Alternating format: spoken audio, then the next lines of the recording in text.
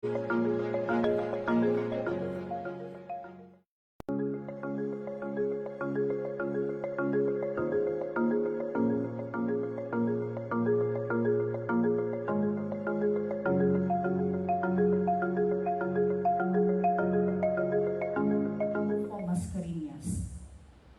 We know that there is no authority that does not come from you. We thank you for having prepared him with the skills, talents, and motivations that have evolved into a focused vision. Truly, through him, you have given direction to Bicol University to become what it is now. It has metamorphosed into a world-class educational institution that supports scholarship, leadership, character, and service. We thank you for the synergy of government and university officials, teaching and administrative staff, students and pupils, parents, stakeholders, and clients that helped make this vision a reality. We thank you for the honors, accolades, successful accreditations, board examination achievers, research and extension outputs granted us. It has been a long journey that is not without troubles. We were not spared from pains with the pandemic, calamities, administrative, legal, fiscal, and human difficulties, and our own personal losses. Through it all, you supported us with what was taught by Jesus himself, both in his words of instruction and his example of sacrificial love. When we come to serve you, we stand in justice and fear in order to prepare ourselves for trials. But divine wisdom has shown us that when we choose to trust that you will sustain us in the challenges that come our way and persevere in serving you in the face of all kinds of suffering, we realize that you have come to deliver us. And even if not, we are still at peace. Sirach advises us, study the generations long past and understand. Has anyone hoped in the Lord and been disappointed? We thank you for giving us the grace to remain steadfast while carrying out our individual and collective mission. Through all the humanly difficult moments, we were never disappointed in spirit, and we have discovered that serving you through our designated work has been truly delightful. As we look forward to a new term, thankful for a brighter present granted us with the quotation, "The best is yet to come," given at the start of the presidency, may we move forward with the same persevering faith and excellent work ethic, providing us with fresh insights, new dreams, and wider horizons. Help us as one community to be united in sincerity of heart and mind, that we may continue to build together the goals of the university, not only for itself, but for the people whom we serve. This we pray in Jesus' name and through the intercession of Our Lady of Salvation. Trusting in your constant mercy, let us pray together. Holy God, Holy Mighty One, Holy Immortal One, have mercy on us and on the whole world. Holy God, Holy Mighty One, Holy Immortal One, have mercy on us and on the whole world. Holy God, Holy Mighty One, Holy Immortal One, have mercy on us and on the whole world. Jesus, King of mercy, we trust in you. Amen.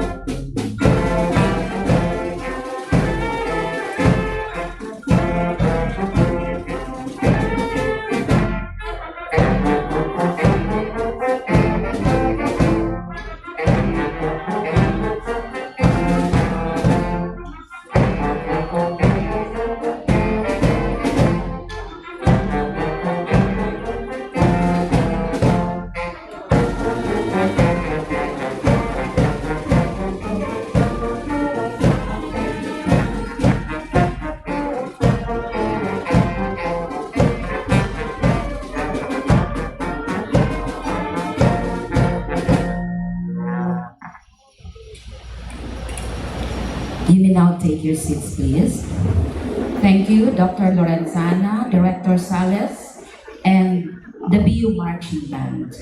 Now to give us the opening remarks, we have Attorney Joseph L. Bartolata, our Vice President for Administration and Finance. Let's give him a warm round of applause.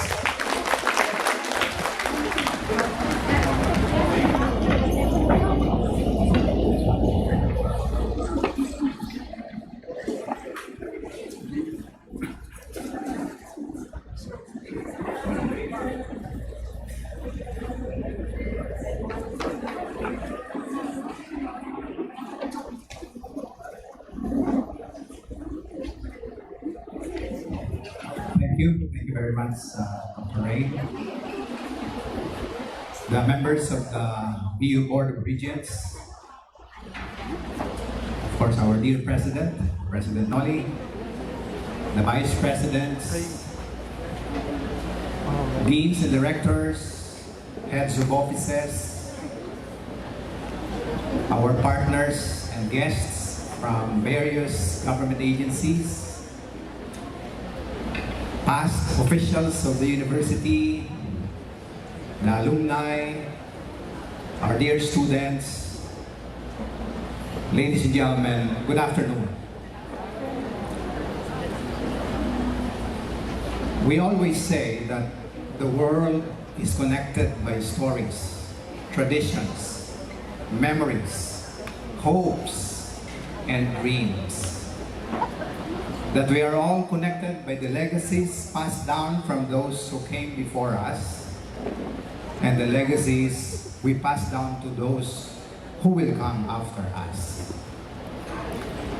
Friends, as I welcome you all to this end of term report presentation, let me emphasize that today is the time to review, a time to reflect, and a time to celebrate. First, today is the time to review. As President Noli walks us down memory lane in a while, highlighting what we collectively achieved with him at the helm over the past 8 years, we can fittingly say what a journey it has been. Indeed, what a journey, Sir Noli, it has been. A journey made more complex but colorful and tough but exciting by the challenges posed by K-12, procurement, certificate of program compliance, program and institutional accreditations, ISO, typhoons, the pandemic, and everything in between. To say that we have been through a rough time in this journey is actually an understatement. But we can proudly say that the journey has been made a little easy, a little less taxing, because we are led and inspired by a man who has been defined by legacy-driven mindset. Second, today is the time to reflect. For 8 long years, Bicol University, under the leadership of President Noli, has been building something noble, something enduring that can be passed on. And as we look back, we should not only focus on what went wrong, but also on what went right.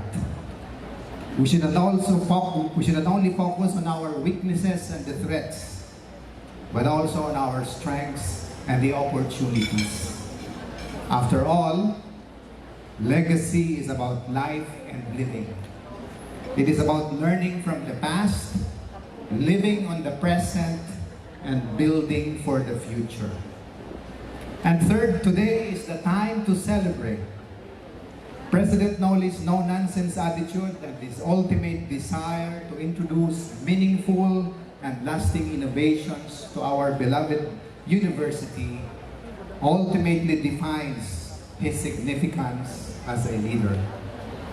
For sure, we all agree that Bicol University has become a much, much better institution than when President Noli found it. And because of President Noli, there's no iota of doubt that we are headed towards a brighter and a more promising future. That indeed calls for a celebration.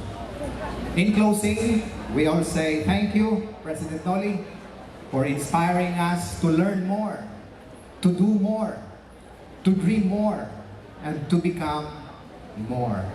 To everyone, my warmest welcome. Thank you very much. Thank you very much, Attorney Bartolata, for that warm opening message. To entertain us in a while with a dance performance, let us all clap our hands for the Bicol University Albay Magayon Dance Troupe, trained by Director Karina L. Sales.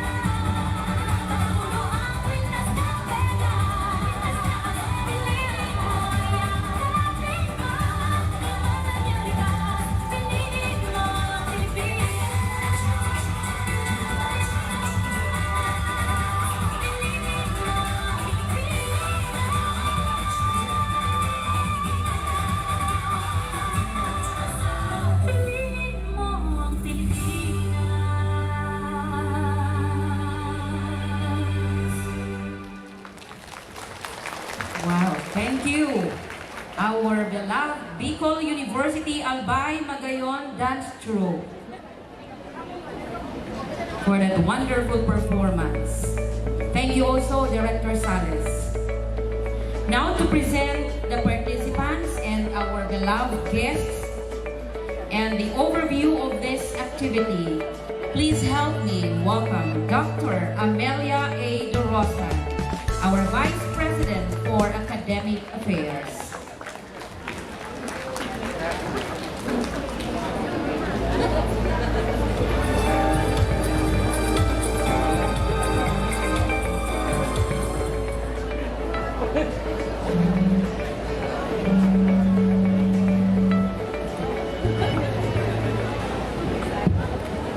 To our beloved University President, Sir Noli, Dr. Arnulfo and Mascariñas, our past presidents, here in with us is our beloved sixth president of Bicol University, Dr. Susana Cabredo.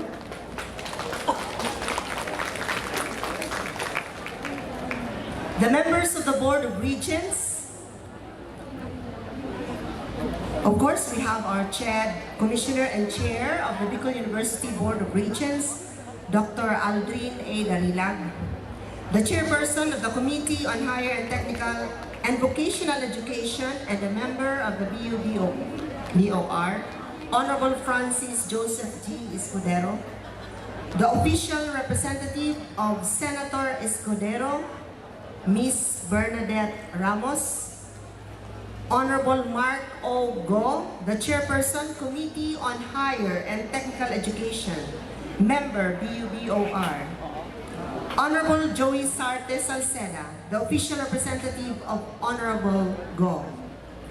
Director Luis G. Banwa, the Regional Director of the National Economic Development Authority, Member, BU Board of Regents.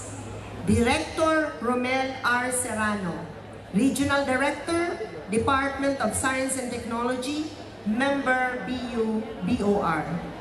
Engineer Devar N. Rodrigado, the President of the BU General Alumni Association Incorporated, Member Bicol University Board of Regents.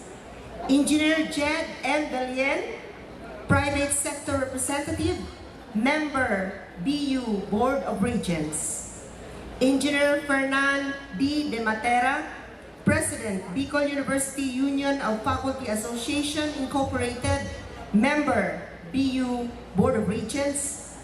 Ms. Asher J.T. Azul, the Chairperson of the University Student Council, Member Bicol University Board of Regents.